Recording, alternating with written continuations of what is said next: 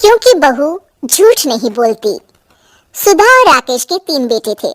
शादी के बाद तीनों माँ बाप से दूर रहते और सिर्फ त्योहारों में आते। माँ जी, पिताजी, अगली बार आप लोग हमारे घर आइएगा। अरे नहीं बहू, सब यही आ जाते हैं तो घर खिला खिला लगता है। हाँ बहू, तू हमेशा बुलाती है तो जरूर आएंगे तेरे पास भी। हाँ हाँ, दीदी का घर बड़ा जो है, सब कुछ अपनी शादी के बाद दीदी को ही तो दे दिया था। हमें भी दिया होता तो हम भी बड़ा घर लेते। क्यों सुनील? अरे नहीं नहीं, पापा ने सबको एक बराबर ही दिया है। छोटी बहू, क्या चाहिए तुम्हें, बोलो।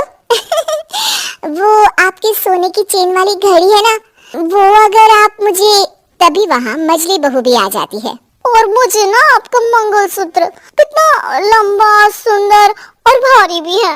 अरे हाँ हाँ, तुम दोनों को ही दूंगी बहू, चिंता ना करो। चलो अब खाना लगाओ, खाना खाया जाए। सभी मिलकर खाना खाते हैं कि पड़ोसन आ जाती है। अरे सुधा बहन, थोड़ी चीनी तो देना, घर में शक्कर नहीं है और मेहमान सर पर बैठे हैं। अरे छोटी बहू, चाची को शक्कर तो दे दो। अरे मछली दीदी, आप दे दीजिए ना। मैं यहाँ कम आती हूँ तो मुझे पता ही नहीं है कि सासू माँ सारी चीजें कहाँ रखती है। और तुम ना कौन सा यहाँ रोज शक्कर फाँकने के लिए आती हूँ, मुझे भी नहीं है पता। तभी बड़ी बहू हाथ में चीनी की कटोरी लेकर आती है। चाची, शक्कर आप लोगों का बड़ा सहारा है माँ जी और पिताजी को, वरना हम लोग तो यहाँ रहते ही नहीं।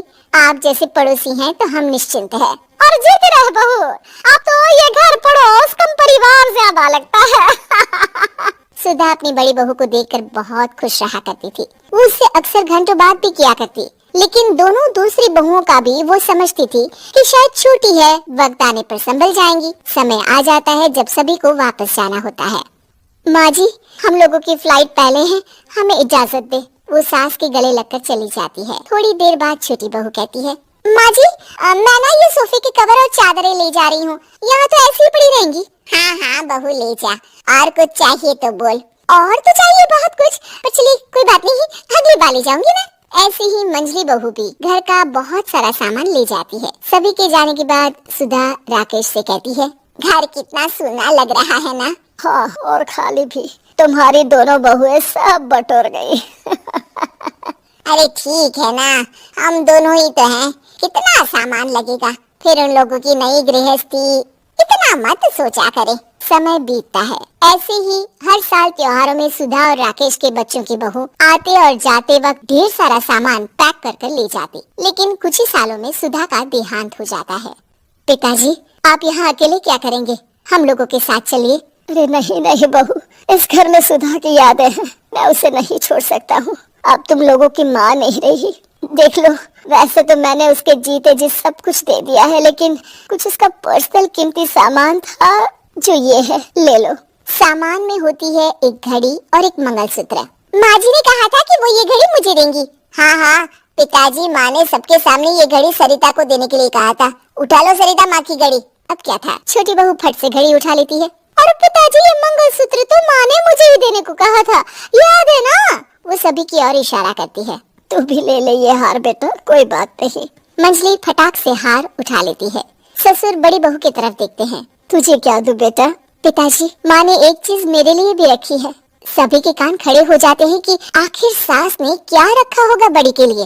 अरे माँ जी तो दीदी से प्यार भी ज्यादा ही करती थी, हमेशा उनसे बात किया करती। जरूर कोई बड़ी और अपनी प्रिय चीज दी होगी दीदी को। और देख लेते हैं ना, वरना तो हम भी बराबर का बंटवारा करेंगे। हाँ हाँ, कर लेना बंटवारा।